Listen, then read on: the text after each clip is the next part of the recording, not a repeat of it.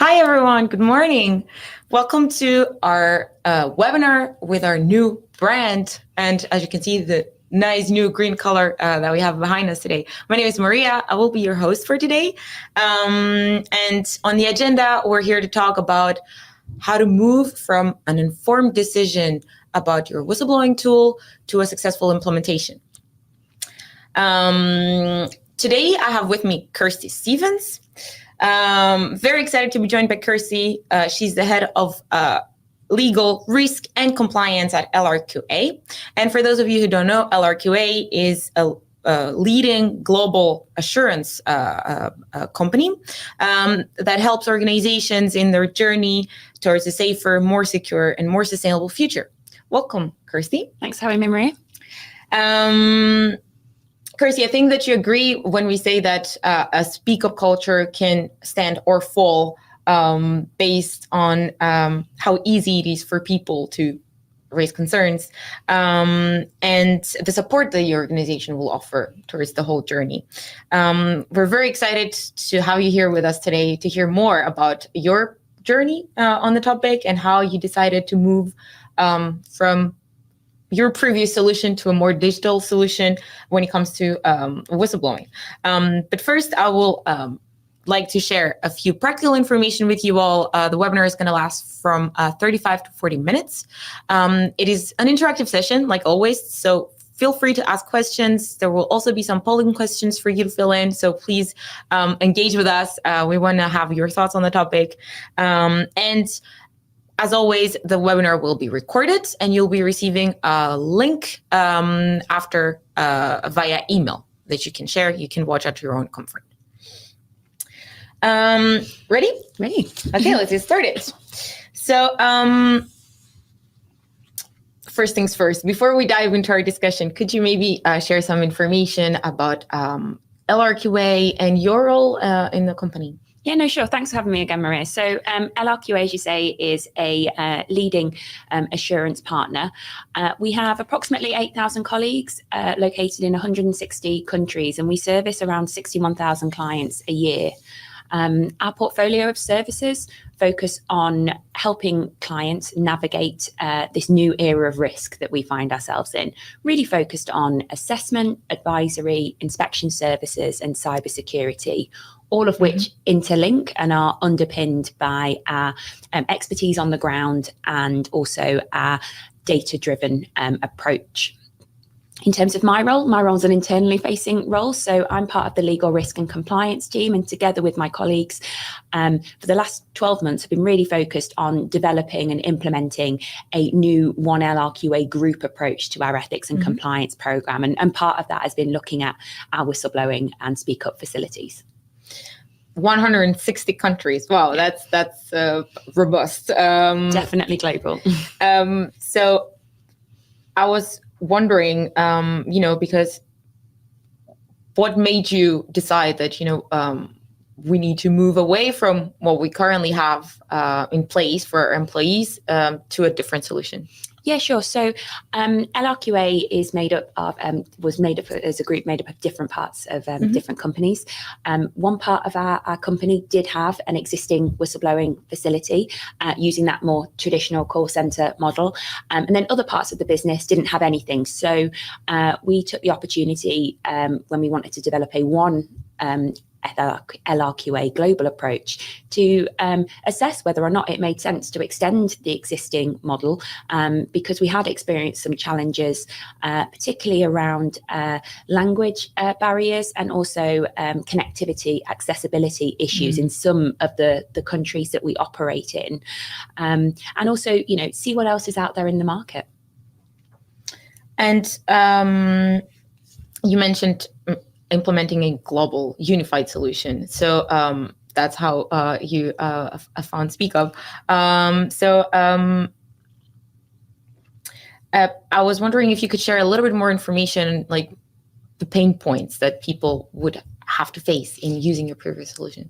Yeah, sure. So we found in some jurisdictions in some countries that reliable telephonic connectivity was a real challenge. Now, some of that is outside of everybody's control. You know, what the infrastructure exists in that country will have a big part. But, you know, obviously that first interaction and that first connection with a reporter is super important in building that connection and making them feel comfortable with the speak up process.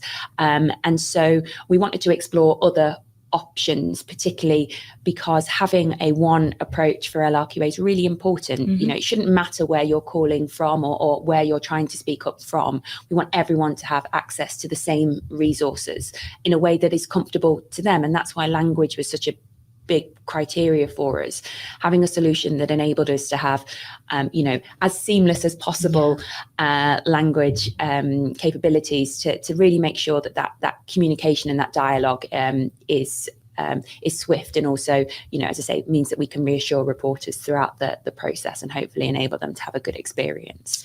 Yeah, I really like the fact that you mentioned, you know, we want everyone to be able to have the same access, the same experience, because of course it's sort of a given. We all think of course, you want everyone to have the same tools and options, but it's so hard to do, right? Yeah. What does a global speak up culture look for LRQA in this case? Yeah, so I mean, if we go to the sort of helicopter view, you know, we're committed to building a culture where colleagues feel empowered to speak up, and that could be about a new idea or a new way of doing business, as well as, you know, if they have a concern or if they spot or suspect inappropriate behaviour, with the confidence that they know that when they do speak up, they will be listened to and action is taken. And so that's we want that for everybody. In terms of how we then develop that, that's really about us making sure that we've got the right channels that enable colleagues to speak up, recognising the different cultural challenges that come into play from you know, operating in that, as I say, 160 countries. Yeah, I guess adaptability in this case, it's quite important. 160 countries, that's quite a lot, and that's even more languages, in fact. Yeah. So I was wondering if you could share a little bit more information on your experience with implementing Speak Up at LRQA, and what were some of the challenges you faced in getting your tool up and running. And at the same time, I would like to invite our audience to participate by answering to the same question. Yeah, sure. So I think selecting the right tool is super important, but in a way that's also almost the easy part. There's an awful lot of work that I think you need to do behind the scenes to get yourself ready to launch a tool such as Speak Up. So making sure that we're developing the right policies and procedures that support it, you know, the right guidance materials so that colleagues know when and how to speak up. We've got the infrastructure behind it. So when someone does speak up, we know what we're going to do with it again. So we've got that good experience for the reporters. And then also communicating about it, raising awareness, particularly for the parts of the organisation that hadn't had access to the tool before. I'm looking at the results of the polling question, and it looks like the biggest challenge is finding the right governance structure. And the second opportunity would be to actually encourage employees to speak up. Yeah. And so for me, before we launched the tool, making sure that we did have that policy and the process, both to give confidence to reporters so that they knew what would happen once they'd reported a concern, and that we knew as well what we were going to do with it. Things always pop up, but we've got an idea. And what about Speak Up, the tool itself? How easy was it for you to, or hard, to set up? Yeah, the setup of the tool was really easy, and also I loved how much I could do myself, and so that how much I could tailor it to the questions that I wanted to have, the data fields that we wanted that matched with our organisation. So the setup was easy. As I say, the bit that took more time was having everything else ready so that we could launch this in a way that was impactful to colleagues. Of course, a lot of work goes on behind getting it out there, right? It's one thing to buy a solution, and it's a completely different thing to get it up and running and to be successful with it. So how did you spread the word to, correct me if I'm wrong, but you have multiple channels. You're using Speak Up for different groups of people. So could you share a little bit more about how you communicate about the tool to those groups of people? Yeah, sure. So we started by embedding the Speak Up as part of our code of ethics, revised code of ethics, which we launched at the same time. And then we took a multi-layered approach. So for our colleagues, we did some communications from our CEO around Speak Up. We launched the policy. We created an internal SharePoint page, which contains some FAQs on Speak Up with details how to access the tool as well as our other channels, because the tool is great, but we also want colleagues to feel comfortable to have those conversations and raise concerns in, direct to people as well, if they feel comfortable to do so. We developed posters off the back of our policy and procedure. And then we had sort of more regular informal communications through our sort of Yammer channels and informal communication tools. For our external audience, so for our suppliers, we included reference to it in our business partner code of conduct that was launched at the same time. And also on LRQA.com, we have an external page which details how you can access the tool. Again, making sure that colleagues, both internally and externally, our other stakeholders, have the details and know how to access it, and then what will happen when they do access it. So partnered very closely with our internal communications team and external communications team with that activity. Yeah, this is definitely a team effort, and the whole organization needs to be on board. So I was wondering, what was your experience with getting some buy-in from management when it comes to launching your program? Yeah, so I was really lucky. Our executive committee were fully on board with this element of the ethics and compliance program and the whole program itself. I have in previous organisations had bigger challenges when it comes to getting that buy-in, but it's super important because, as we know, tone at the top and mood in the middle is super critical for success, and particularly for the speak up elements of your ethics and compliance program. If you haven't got those leaders shadowing the right behaviours, then that's really going to impact your speak up culture. So my advice for those that are struggling with it is be persistent. Make sure that you're explaining the value that this can have. Often people will get nervous around the anonymity. So making sure that colleagues know that this is not to replace any speak up channels. This is merely to complement. This is to enhance our culture, not to take away from anything that already exists. And use storytelling, speak to other colleagues, speak to other companies that have implemented these types of things. But for me, as I say, LRQA, integrity is one of our values. It really sits at the heart. So I had an easy ride on that in that way. I really like the fact that you mentioned anonymity because it's a very interesting topic. It seems to to divide people because a lot of people are for anonymity and they embrace it fully, but there's lots of organizations that sometimes might be a little bit more hesitant because there's always the fear, what if people start misusing the tool protected by anonymity? And that is exactly what you said. That's always our response, because anonymity is there to help you initiate the discussion. It's there as proof, a sort of security layer, let's say, that, we do mean that we're going to protect you if you speak up. We don't need to know who you are. All we need is the information. It's always very interesting to hear that, no, it's part of the culture. It's just another element. It's not the enemy, let's say. Yeah, I think it can make people nervous. As I say, I think they jump to that, it's going to get misused and going to lead to, inappropriate things being raised. But for me, as I say, if it enables people to speak up that didn't feel comfortable speaking up before, then that's great. I mean, it will always be easier to have a conversation with someone to really understand what their concern is. And so even when someone comes through our channel anonymously, obviously being able to communicate with them enables you to ask further questions. Yes. And it may be that once you've involve them in the process, it's often that they will then say, actually, you know what, I will speak to you about this, or they will reveal their identity. There are some concerns that if it relates personally to them, if they don't tell me who they are, then there's not a lot I can do. So it's nuanced, but it's about looking at every particular report on its own merit and deciding, well, actually, we can investigate this. We don't need to know who the reporter is. Yes. And I was wondering what were the first results that you started seeing once you implemented Speak Up? You moved from your previous solution to a different approach, let's say, to whistleblowing. What was your first experience with it? Yeah, so we've been live now for around 6-7 months. And I'm pleased to say that we've been getting reports in. And that was kind of my first measure of success. Colleagues have been inquisitive about the solution. In fact, we had some reports where people were sort of testing the water. Tell me a little bit more about what this solution is, what's going to happen if I did raise a concern through this channel. So for me, when you're launching something new, particularly, as I say, in parts of the organisation that have never had this type of facility before.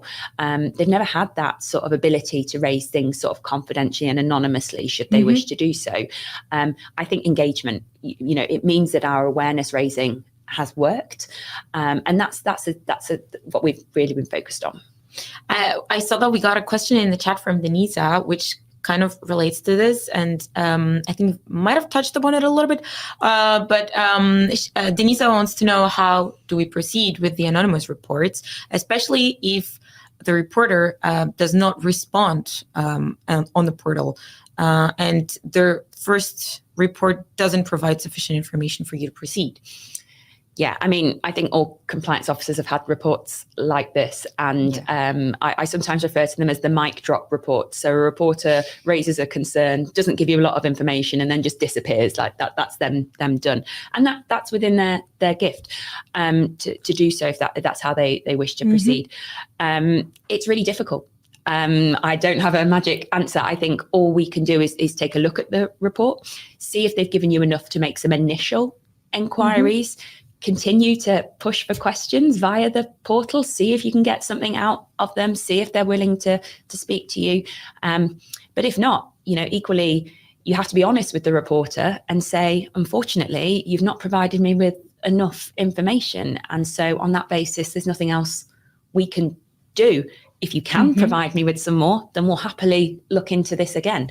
It's really difficult. But one thing I would say is that the communication channel through Speak Up, I think having that swift language translation capability, the machine learning built in, and also the email notifications that reporters can sign up to should they wish and still keep their anonymity, has definitely meant that we've had a lot more follow-up on reports than I have seen with other tools.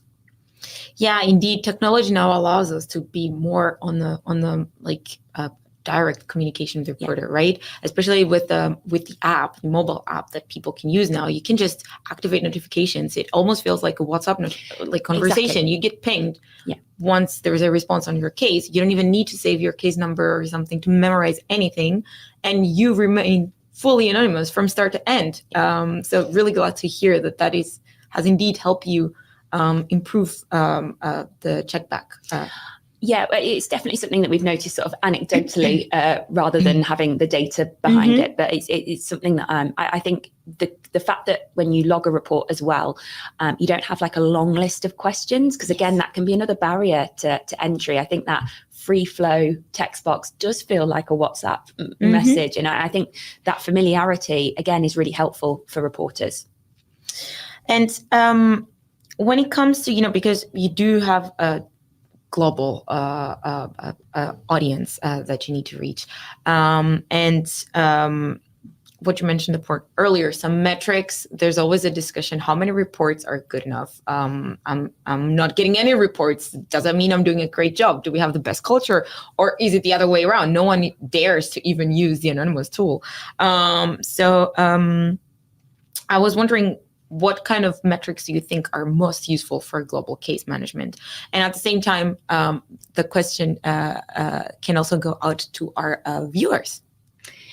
Yeah, so metrics is I think almost a bit of a controversial topic, almost like anonymity in the ethics and compliance space. I think trying to find metrics that truly measure improvements and change and measures that matter is challenging, because a variety of concerns can come through a whistleblowing hotline, and that can lead to very different types of investigations. And so like you, I can make an argument that says lots of reports is good or bad, and then no reports is good or bad. So for me, I think tracking the basics is important. Data is helpful. And so understanding where you're getting reports, the types of reports you're getting, looking at that follow-up rate, looking at your substantiation rate, super important data. And I think it can be used to feed a conversation or to be interlinked with other data sets so that you can truly get a picture. I think it's a little dangerous to say, I've had lots of reports from this place, we must have an issue. It may be that actually they've just really resonated with the communications that we've put out there. And vice versa, if you have a location or part of the business that you see no reports from, I mean, it makes me inquisitive. It makes me want to go and have a conversation with the people in that business, maybe look at the employee engagement surveys for their, are they speaking up in other ways? Do they have a really active dialogue with their management? You know, I think, as I say, for me, the data is important. It's a conversation starter, but it's too easy to place all the reliance on it. Same with investigation length. As I say, some investigations will be more complex than others. And so it would be wrong to sort of penalise a team if, you know, it took 3 or 4 weeks to get the right information out of the reporter to then have quite a complicated investigation that maybe might last 2-3 months. That might have been right in that particular case, and vice versa in another case, pretty straightforward issue could be wrapped up in a week. You know, it's all very different. And so you have to sort of take a nuanced approach. And it might also be that you use, like, people will use the tool for different reasons, right? Yeah. So it doesn't, a message comes in, doesn't necessarily mean that that is an indicator of things going wrong or something. Have people in your experience use the tool to, for example, ask questions? Yeah, so I've definitely seen people use the tool to ask questions, both in my current organisation and in previous organisations. And again, that's sometimes because they just don't know where else to ask the question, particularly in large organisations. And so, you know, we want people to speak up, particularly when you're embedding a new tool. You know, you will sometimes get reports where you go, oh gosh, why did they raise that through this tool? They should have just gone to person X. But they spoke up, and that's the thing that I take away from it. You know, we encourage people to speak up, and then we can educate them as we embed it further down the line to which is the most appropriate tool. I see another interesting message from Susan. Thank you, Susan. Who says that I like the emphasis on speak up as complementary and enhancing, not to replace existing channels. But Susan thinks that it would be easier to have a single portal where all reports could brought in together from all the channels, anonymous by default, but which at the same time allows the reporter to reveal their identity if they're comfortable to do so. What are your thoughts on Yes, so I think, you know, if you did have all the data in one place, then that's brilliant, right? You can really analyze that data. You can spot those trends. I think the challenge becomes the want of the data versus the bureaucracy of having it. So I'm an employee and I go to my line manager with a concern. Maybe I'm having a conflict with a team member. They're able to resolve that informally. Does that line manager remember to log it in the portal every single time? What do we really want to achieve out of that? Well, the ultimate aim was that the issue was resolved. The employee that reported it felt listened to and heard. If the data's not in the background, the right thing has happened. So I'm for it, but I think there's that balance between how do we, where we focus our efforts. If we want everything to be logged and tracked, that's really difficult practically, particularly in a global organization. Which is possible, by the way. Yeah, you can do it. Yeah, but so it can be completely the tool and the technology is there and available. I suppose the practical implementation of that can be a real challenge. Yeah, and I like the fact that as Susan mentioned, it's anonymous by default, but people can provide to share who they are eventually. They can always do that. Even within SpeakUp, they can decide to say in their message, this is who I am. I know it will help you solve the case faster. This is my name. You can contact me at this and this number. And we're definitely seeing that. So even though, as you say, with the SpeakUp tool, anonymity is by default because you're not required or asked to provide your name. But we either see people in their first message to us, providing us with their name and contact details, or equally, as we've gone into that conversation and started that communication with them, then feeling more comfortable in the process to then say, actually, you know what, I am comfortable to have a conversation with you outside of communicating via the platform. And again, that can really help. Make sure you understand the issue. Again, if they're raising something that's quite complicated or it's related to them personally, I think anything you can do to make that individual feel comfortable to speak to you is really important, because then you can make sure that the investigation truly gets to the heart of what their issue is. Yeah, and I really like that you mentioned earlier, the right thing is done anyways, even if it was via the tool or without the tool. That's the goal, right? Yeah, because that's what's going to change the culture over time. Because exactly. Positive experiences speaking up then lead to, exactly, because feeling comfortable. It's a good reminder to be aware the tool is there to enhance your culture. It's not there to replace it. So I was wondering that now that you've implemented Speak Up and you've had some experience with it, how do you handle incoming messages? Yeah, sure. So cases are handled on a case-by-case basis because you never quite know what it is that you're going to get through the hotline. So they come into the legal risk and compliance team, and it's typically myself or another colleague that will review the reports first, and we will effectively triage them. We will take a look at the information that they've provided to us, try and work out which part of the business it relates to, what's the nature of the concern. That's where we might ask for follow-up information, maybe we post some initial questions just so that we can really decide what the right thing is to do. We'll then decide if there is enough information there to warrant an investigation straight away. Then we'll look to identify someone appropriate to investigate it. LRQA, like many of the organisations that I've worked at in the past, doesn't have a team of investigators on hand. And so you are typically looking for the right subject matter expert within the organisation that is independent from the issue that's being raised, but also has the necessary expertise to look into the concern. And so sometimes that will be a member of the legal risk and compliance team that does the investigation, but not always, because they're not always the appropriate team to do so. So it might be reaching out to our technical quality and governance team, to our health and safety team, to our people team, to really make sure that the right subject matter expert is looking at the concern. But whenever we do hand it over to another party to investigate, the legal risk and compliance team will maintain that communication with the reporter, will maintain that oversight. So again, to provide confidence to the reporter that we're still involved, we're still looking at it. We will see the findings. We'll make sure that issue has been fully investigated to the extent possible based on the information provided. And then we'll have that closeout communication with the reporter, obviously having to balance that tension between wanting to share information with the reporter versus the confidential nature of the process, and also any personal data considerations where they've raised a concern about another individual. So you will always get an initial acknowledgement, and you will always get a follow-up from a member of the legal risk and compliance team. So, because you are present in 160 countries, right? So do you, from what I understand, then all reports come to the same place and then you decide what happens? Yeah, so the way we're administering it at the moment is we take that centralized approach. So they all come into the same team, and then at that point we triage them out to the relevant region or function to investigate. And in your experience so far, have you been able to, we were discussing earlier, if let's say, because you mentioned, we decide what's needed, what's necessary, what can we do next. Have you been successful at, collecting additional information from reporters to conduct your investigations from start to end? Yeah, really successful. And as I say, I think that's one of the features that I particularly like about Speak Up is that we seem to be getting really good engagement.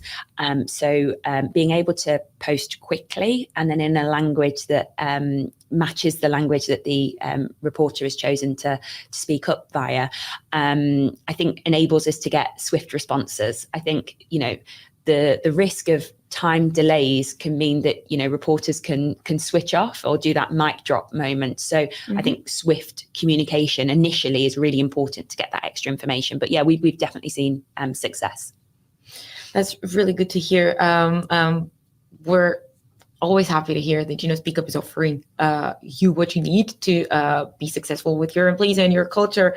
And I was wondering a little bit about the data that you're able to, look into within Speak Up, because more specifically, I was wondering about the sort of oversight that it provides to you, because again, you're present in so many different countries, that I think having a unified, oversight of everything that's happening within the tool can be quite useful. Yeah, it's really helpful from my perspective. So one of the criteria for selecting our provider and going with Speak Up was the reporting capability, and particularly the ability to build that into Power BIs that already exist, so we can try and triangulate other data sets. We're still new on our journey though. We've been implemented and live for about 6 months now. So for me, this is all about gathering that first year's worth of data. And then as we move into 2024, that's when, further analysis can be done. And as I say, we can then start to dig into some of the data points, but, tracking some very basic information in terms of number of reports, where those reports are coming from, both geographies and business unit teams, the types of issues that are being raised, is our sort of starter for 10. And connecting to what we were mentioning earlier, because Speak Up is there to enhance your culture, right? Complement it. Yeah. What are some other metrics that you use internally to, evaluate whether you're doing a good job on your company culture? Yeah, so again, LRQA is at an early stage in that regard, but metrics that I've used in the past or metrics that can be used in the future, definitely looking at our employee engagement survey figures, looking at our safety incidents, looking at trying to triangulate other data, because culture is many things. Speak Up is part of it, but it's not the answer. It's not the complete answer to everything. So looking at both quantitative and qualitative data, and really seeing the maturity of the program develop as we, you launch something, it needs a bit of time to embed it. And then from that, you can then look to, move into optimizing and improving. So I think there's lots of data sets that really can enhance the data that you get from Speak Up as well. Yes. Very nice. So, we have the same question for our audience in the poll to know a little bit more about how do you measure your Speak Up culture. So I think the responses have just started coming in. So I do like the fact that we provided the number of reports to person of trust as an option, because that, again, it's like the alternative to Speak Up, but what you eventually want people to do first, right? Yeah. To raise their concerns directly to you, to their line manager. Yeah, because conversations are really rich and nuanced. And ultimately, if a colleague is having an issue, we want to have swift resolution. And sometimes that can be informal. It doesn't need a lengthy and complex investigation. Simply, a line manager or a peer or another colleague supporting and facilitating a conversation can sometimes be enough to resolve a concern before it then snowballs into something else. And so with Speak Up, the tool, as you say, it complements our other channels. We never want to discourage actual conversations, just like we're having today. Yeah, very nice. And I was wondering about that because, within Speak Up, you have like the free format discussion that we were discussing earlier. So people can just share their concerns, but you can eventually, if you want, add a few questions. What is your approach on that? Have you tried creating maybe mandatory questions? So far we're sticking with the free format. I think I'm interested to explore the questions up front, but having used that with a previous tool, there's advantages and disadvantages. Yeah. I think provided that it still feels accessible to colleagues, then there's no objection to the questions. And I think, again, as it matures and colleagues get used to it, then I think we can reassess whether or not it would be helpful to put a couple of initial gating questions. But again, we've tried to provide as much information as possible to the reporters around what their role is in Speak Up, because we all have a role to play. We need them to share as much information with us as possible. And then we do need them to engage with us and follow up if we do have questions. And so really trying to raise awareness of that, I think, helps, regardless of whether or not you put questions at the front or stick with the free format. And just as a last question, out of curiosity, at this point, I would also like to invite our participants to send in any questions they might have. But as a last question for me, I was wondering if, what is let's say the approach around the tool from employees. So like if you hear, let's say, a group of colleagues talking about Speak Up, I don't know, in the cafeteria or something, somewhere very informal between them, have you come across, like, what is their perception of the program? How do they feel about it? Yeah, I think it's new for parts of the business. And so I think it's perhaps been approached with some skepticism and some curiosity in places. I think in the parts of the business that have had a previous tool, I think they've very much approached it and taken it to it as the new solution. So I think, as you say, we're at that stage of raising awareness. And so I'm just keen to get people talking about the tool. I like the questions. I don't mind people saying, well, is it truly anonymous? What happens? I think it's about, in that early stages, it's really about building that dialogue and also making it normal to talk about Speak Up. Building this into the company culture is super important. Yeah, that's really nice to hear, because I'm always curious. We know the tool, we speak a lot about the tool, but what does the actual end user feel about the tool, right? I have another message from Susan that came in the NHS in the UK. The annual National Staff Survey yields a score of the health of the organization's Speak Up culture that is based on answers to questions relating to how safe the staff feels about speaking up to raise a concern and how confident they feel that the concern will be addressed. Yeah, I think that's great. And it's definitely something that I've seen in the past in terms of incorporating that into, different employee engagement surveys or pulse surveys around Speak Up. And again, I think what I like about those questions is it's not focused on the tool or the channel. It's about the Speak Up. So again, it's not necessarily the method, but it's the fact that colleagues feel heard and they feel able to speak up. And then the biggest thing is for an organization is, you get all these people to speak up, but are you prepared to listen and take action? I think we're reaching the end of our webinar. I think we're running out of time. So what I would like is, of course, first and foremost, thank you, Kirstie, for being here, for flying all the way to Amsterdam for the first time to join us for this webinar, and to talk to us a little bit more about your experience from transitioning from a different solution to Speak Up and how that is working out for you. I would also like to thank all of the participants for joining us today, for all the questions, the comments that came in. And as always, we're very curious to hear more about what you thought of the content. So please help us improve by filling out a short survey that will appear right after this window.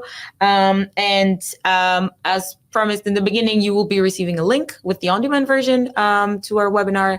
And for now, I want to thank all of you and wish you a very nice day. Bye. Thanks.